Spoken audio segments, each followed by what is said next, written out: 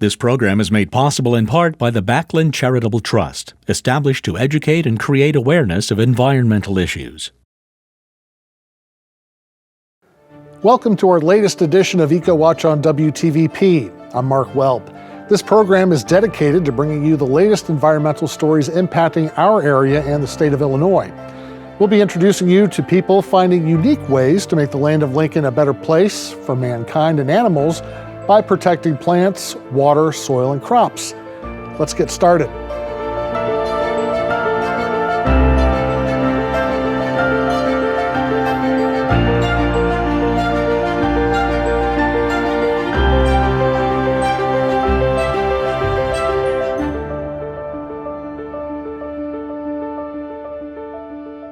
This episode, we look at how farmland in central Illinois can be used for agriculture and solar farms at the same time.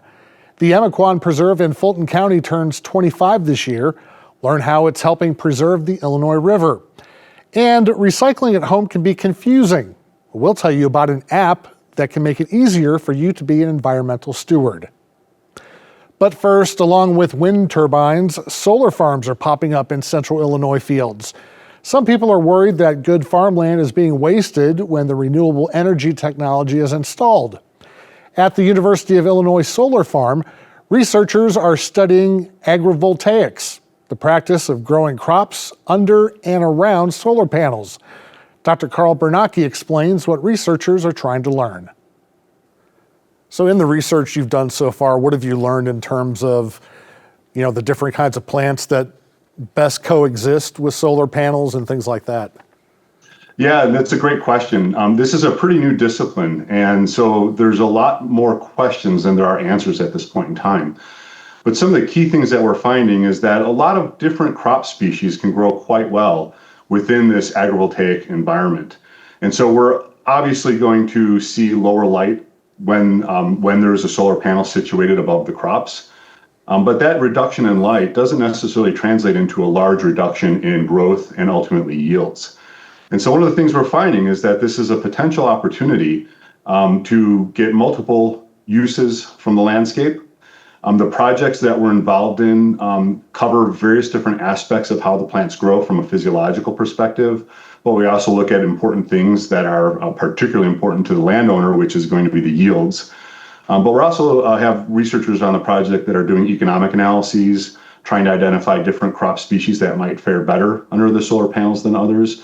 And so we're learning quite a bit. Some of the key findings we're seeing is that there's a tremendous opportunity for these systems to produce forage crops where, we could grow things like hay, as well as opportunities for horticultural species, food that goes directly to human consumption rather than ethanol or feeding cattle with grain, those types of things. But more importantly, what we're seeing is that there's a lot of opportunity in a number of different ways with these types of systems. With corn and soybeans being the two big crops here in Illinois, I'm guessing if a farmer's going to have corn and solar panels, they're going to have to be pretty tall panels, whereas if you have soybeans, they could be shorter. Do you know yet how corn and soybeans fare with these solar panels? Yeah, and so that's an excellent point. And there's the infrastructure aspect of this. And so corn is, it grows tall, it grows about 10 feet. And so in order to not have these solar panels shaded by the crops themselves, we would have to build a much larger infrastructure for something like that to become feasible. Some of the researchers that are part of our team are also doing economic analyses on these, and it turns out, the margins on corn and soybean may not favor agrivoltaics because the extra infrastructure needed to get these situated high up off the ground. But that doesn't mean that there aren't opportunities. I know that some seed companies are starting to produce dwarf corn varieties, which might do really well in an agrivoltaic setting. But these issues transcend just the infrastructure and the height of the solar panels. Various different crops really have been adapted to extremely high light environments, and corn is certainly one of them. And so any kind of shading we see on corn has the potential to reduce yields. Other species like soybeans seem to do much better in a partially shaded environment, as well as certain crops like, horticultural crops like tomatoes, raspberries, blueberries. There are far more crops than there have been experiments done thus far. And so there's a lot of uncertainty in this. But we are focusing on the big players right now, corn and soybean, and looking at how they fare.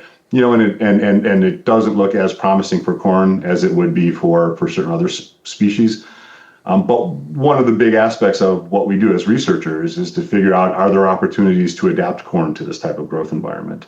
And so we have been growing corn that's been adapted for very high light environments, but that doesn't mean that there aren't potentially corn, lines or cultivars of corn that might be better suited for this environment. It's just a matter of identifying, what they are and how can we implement them into these systems.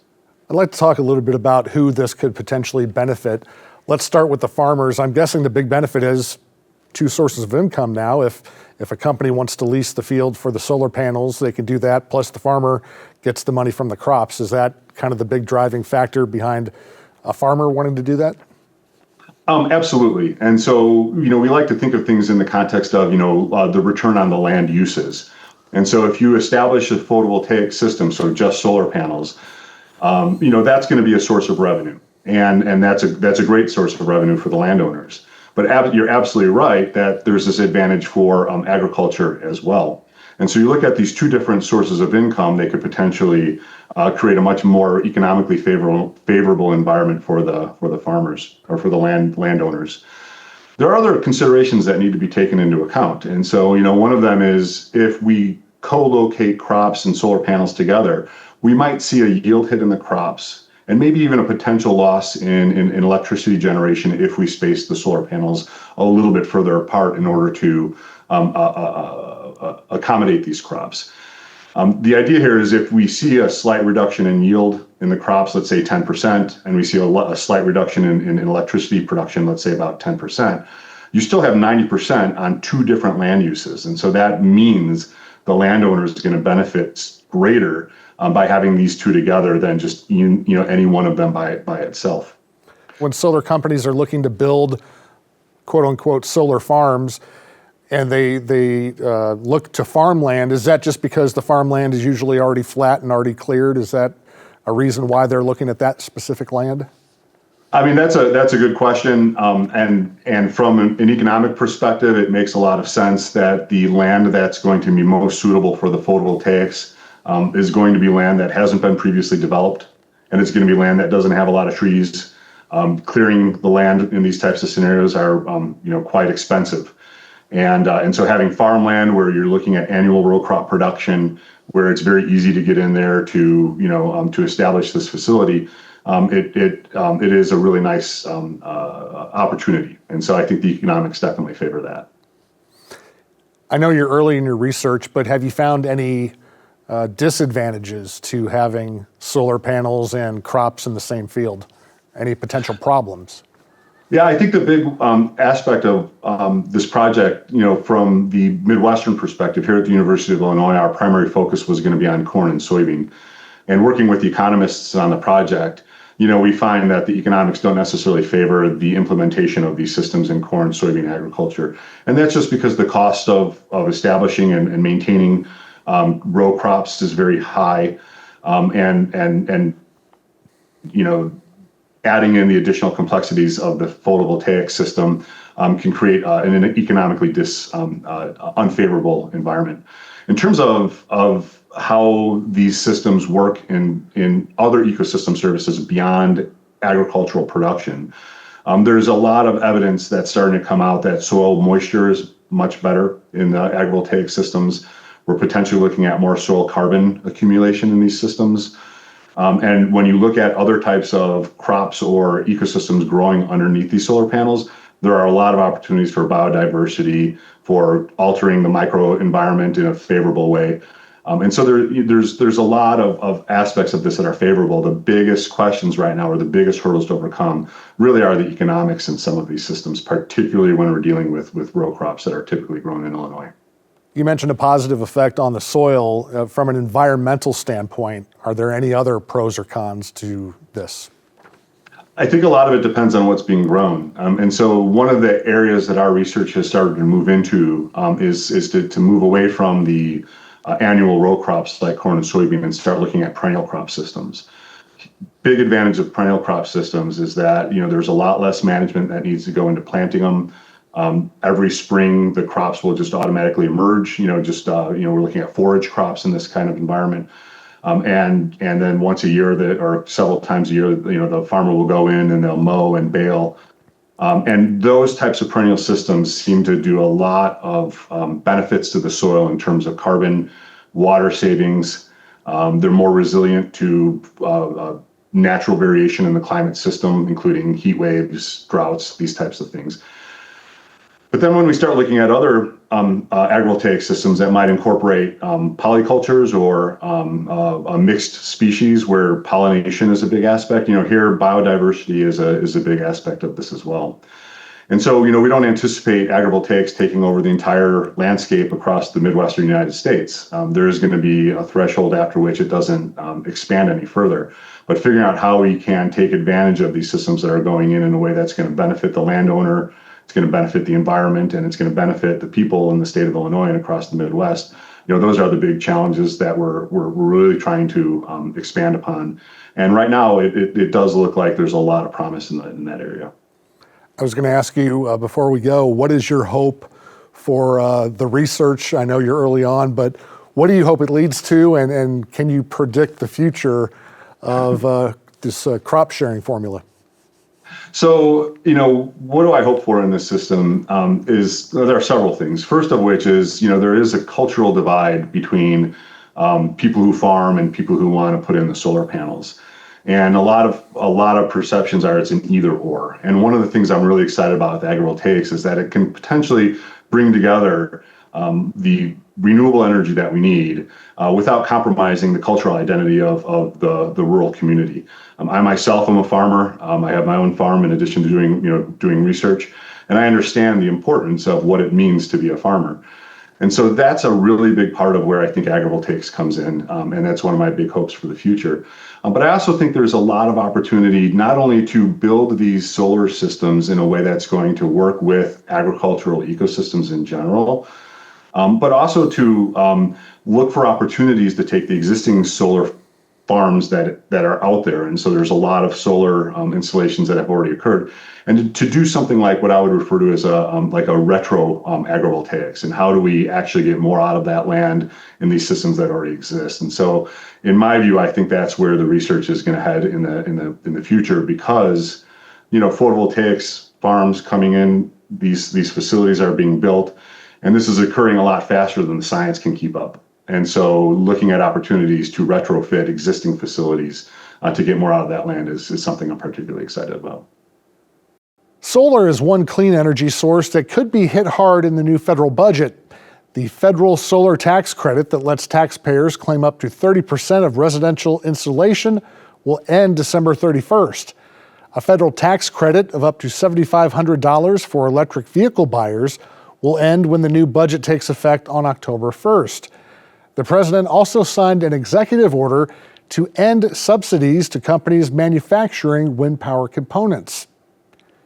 The Chicago Tribune reports there could be reduced access to tax credits for battery and solar panel manufacturers and slowing of wind and solar farm construction.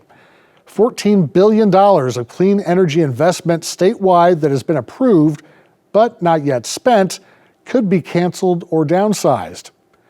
Analysis from the financial research firm Rhodium Group shows Illinois adding 30 to 60% less clean power by 2035 and 16 to 38% fewer electric vehicles on the road nationwide by 2035. Even with these federal cuts, Illinois still has a state rebate of up to $4,000 for electric vehicles. The state's solar property tax exemption means you don't have to pay a higher property tax for adding solar to your house. Programs like Illinois Solar for All and Illinois Shines provide some incentives to residents and developers. An update now on an important story we've been following all year. The bill to protect the Mahomet Aquifer is now on Governor Pritzker's desk. The Senate passed the bill a few months ago, and now the House has passed it. The bill prohibits carbon sequestration activity near a sole source aquifer. Almost 1 million people in 14 central Illinois counties, including Mason, McLean, Tazewell, and Woodford, rely on the underground Mahomet Aquifer for their drinking water. There are some people worried that the aquifer could be contaminated by carbon capture and storage, which has been happening around Decatur. It's been called one of the Midwest's most remarkable ecological success stories. The Nature Conservancy's Emequon Preserve in Fulton County turns 25 years old this year. I sat down with two of the project directors to look at the history of the floodplain wetland restoration project and how it's bringing life to central Illinois. Can you kind of give us the history of Emequon, what it was originally and then what it transformed into, and then the work that the Nature Conservancy's done? Yeah, absolutely. So Emequon is this area that lies along the Illinois River. So it's not just the site; it's kind of the whole area. And so the Central Illinois River, so from Peoria or north of Peoria down to maybe where the Sangamon River comes in or a little bit south of that, was historically one of the most ecologically diverse and productive rivers anywhere in North America. So a really high quality stretch of river, and then this place, Emequon, was kind of considered the jewel of that stretch of river. So really the best of the best. So kind of the main features were two lakes or two wetlands, as well as prairies and woodlands, and all of the plants and animals and fish that depend on those types of habitats. Around 1920, the folks that owned it at the time thought that they could probably profit a little bit more off of it rather than by having it in its kind of natural state, by converting it to agriculture. This was a trend that was going on up and down the river.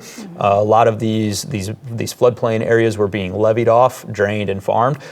Incredibly productive farm ground as well. And so that transition happened around 1920. A levee was built between the river and the floodplain. The area was pumped dry and it was farmed intensively for about 80 years. So primarily corn and beans, but also a several thousand head cattle feedlot, and all of the various infrastructure that goes along with that. In 2000, the Nature Conservancy purchased the property. It was kind of unique that it was about just shy of 7,000 acres, and it was all one landowner. A lot of these floodplain areas have lots of landowners, which makes restoration really, really hard. So in this instance, we were able to buy it all in kind of one chunk, and then work towards restoring it to that pre-agriculture type of habitats. And I guess people are out there wondering, okay, floodplain, that doesn't sound good, but it is for some people. Explain why floodplains are important. Yeah, well, so the Illinois River is unique also in that it's a relatively small river with a really large floodplain, meaning that it has a lot of room to spread out when the river rises in the spring naturally. So it's a system, and the river needs its floodplain, and the floodplain needs the river. So historically, before all the levees were put up, the Illinois River had this huge floodplain to spread out to in the spring, and what that did is create lots of habitat for fish, for nursery habitat, for aquatic plants to grow, and lots of things need those aquatic plants to grow and to thrive. And then when the water goes back in, a lot of those nutrients and all that food that was produced in the backwaters goes back into that river system. So it's called a flood pulse. It's a continuous cycle of reviving the river system and creating those habitats for fishes and birds and shorebirds and all kinds of things. Use those shallow, really productive areas. Yeah, let's talk about birds. What kind of birds are taking advantage of the spot? Yeah, so a tremendous diversity. I think we are approaching 300 species that have been documented at Emequon.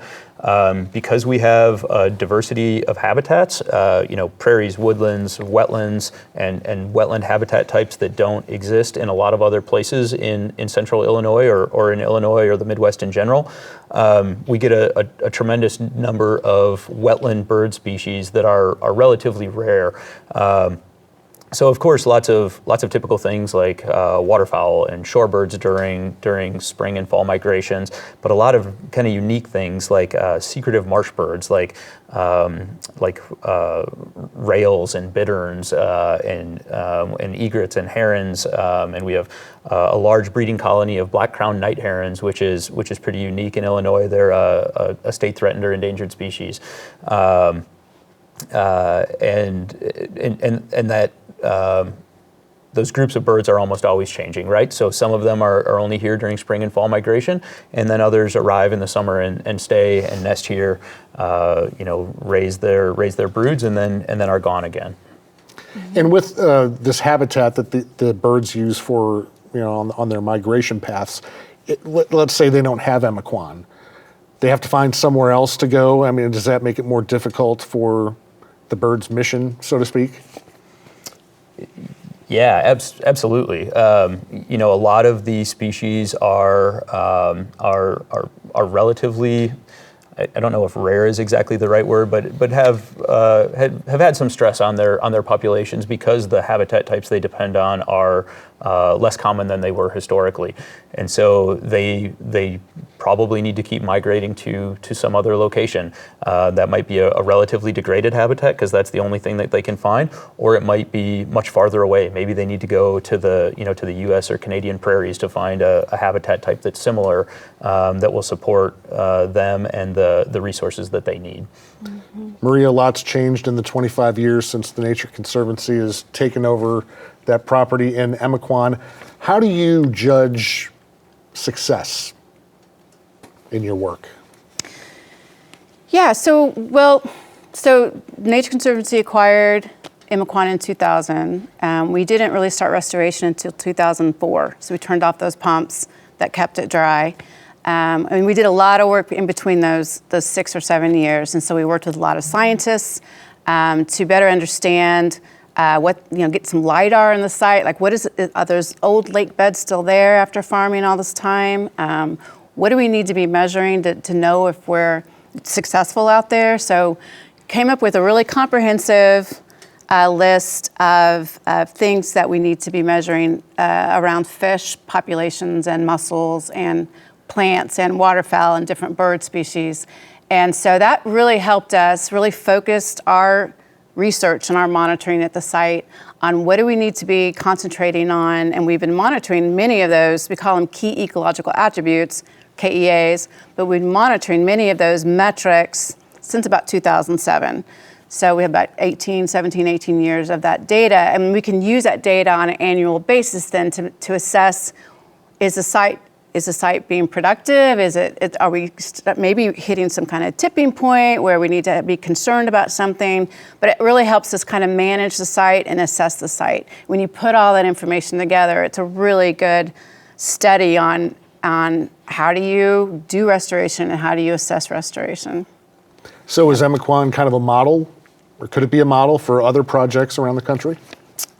I think most definitely it's a model for how to do these restorations, what it takes to do this kind of restoration. It's been a long process. There's a lot of sites, like Randy mentioned, along the Illinois River, along the upper Mississippi River Basin, where the similar type of restorations could happen. And I think this could be, Emiquon could serve as a really informative model on how do you do that? How do you change a cornfield back into a backwater lake? And Randy, this property, most of the Nature Conservancy's property are off the beaten path, but this one isn't too far from Peoria, and there's folks living around it. What kind of activities can people take advantage of on the Emiquon project? Yeah. So that is kind of one of the unique aspects of the preserve.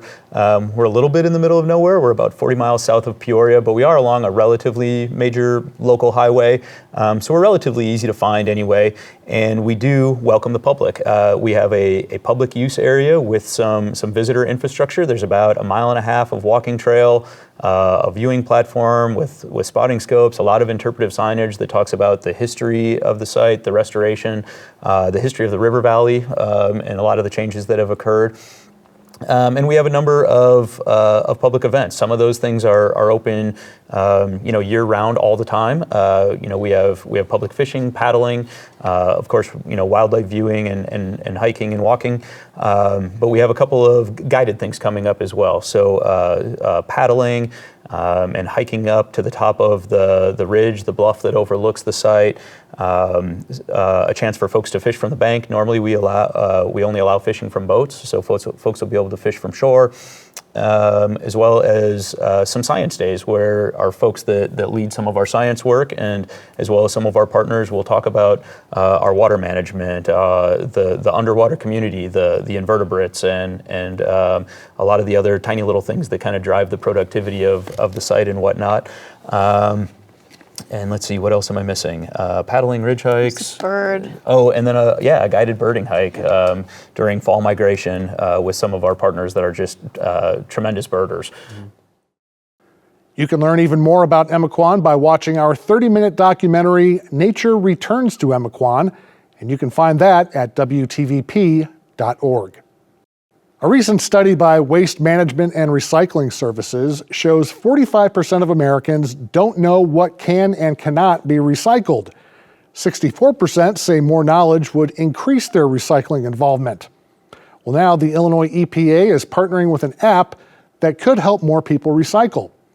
The Recycle Coach app will provide Illinoisans with a locally tailored recycling education system. After you enter your address, the app displays a calendar with your pickup information. You can even set reminders. And if you don't know if something is recyclable, there's a search tool. The Recycle Coach app is free in the Apple App Store and Google Play. Currently, Peoria, Tazewell, and McLean counties are live, along with the cities and towns of Bloomington, Creve Coeur, Deer Creek, East Peoria, Normal, Pekin, Peoria, and Tremont. And more communities are expected to come online soon. A rare household hazardous waste collection event is coming to Central Illinois soon, and anyone in the state can take advantage of it. The event is Saturday, October 4th at the Interstate Center in Bloomington. The event is free, but you must register online by September 26th. Household hazardous waste includes used motor oil, old gas, batteries, cleaning products, and more. For a full list of accepted and unaccepted waste, and to register, go to the website ecologyactioncenter.org. Thanks for joining us for EcoWatch. If you'd like to watch again, share with a friend, or watch past episodes, just look for us at WTVP.org. I'm Mark Welp. See you again soon.